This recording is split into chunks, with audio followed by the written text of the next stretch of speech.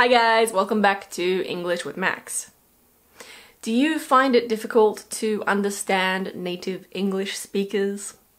Do you understand your English teacher, but then find it difficult to understand movies and TV series? Well, don't worry, you are not alone. This is actually really common, and in this video I'm going to tell you the main reasons why. We'll look at understanding people in real life and in movies and TV shows. Hopefully, if you understand the reasons why, you will worry about it a bit less because you'll see that it's very normal, and it might also help you realize which areas in English you maybe need to focus on more. No hope. As always, remember that you can follow me on social media. Don't forget to subscribe. It's completely free, so why not? And if you want to watch this video with subtitles, you just need to turn on the captions. First, let's look at understanding native English speakers in real life.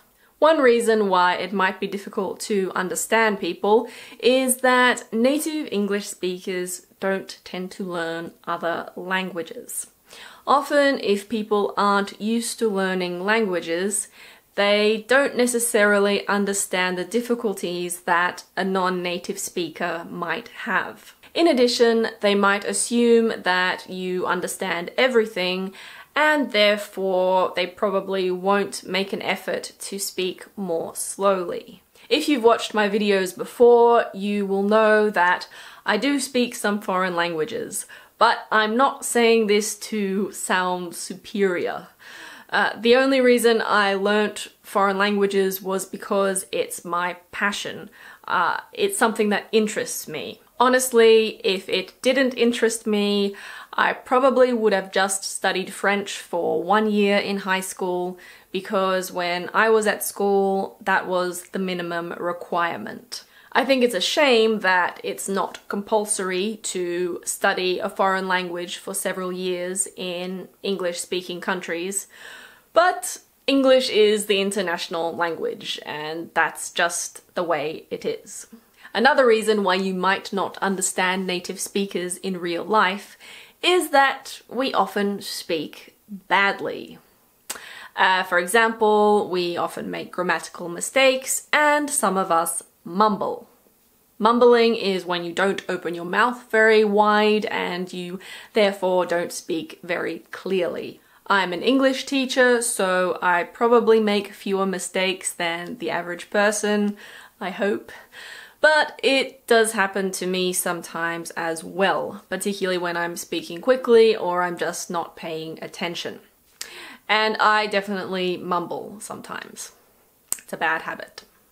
Now I have two things that just apply to movies and TV shows. The first thing is that characters in movies and TV series often don't speak like people in real life. Have you ever thought, why do fictional characters often sound so smart? Well, it's because they have script writers.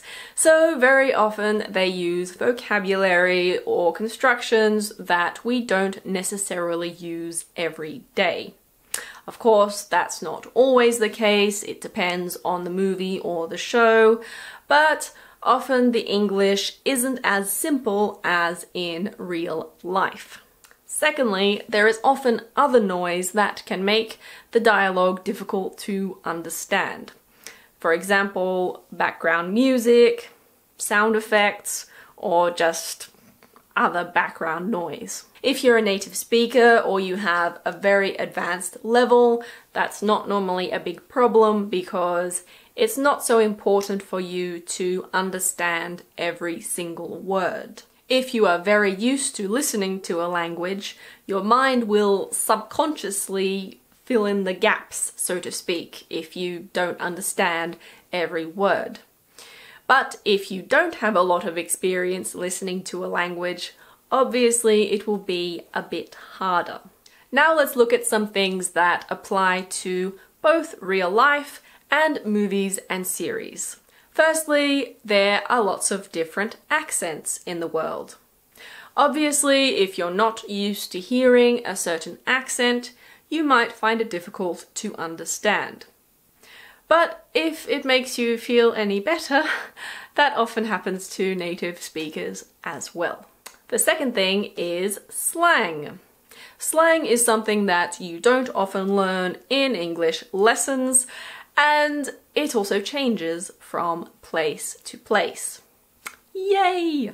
The third thing is contractions. We use lots of contractions in English. There are the standard contractions like don't and I'm, and there are also spoken informal contractions like gonna, wanna, coulda, etc. If you are not used to contractions, you will definitely find it hard to understand native speakers.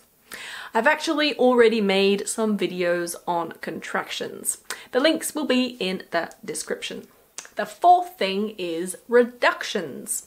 This is something that I could probably make several videos about.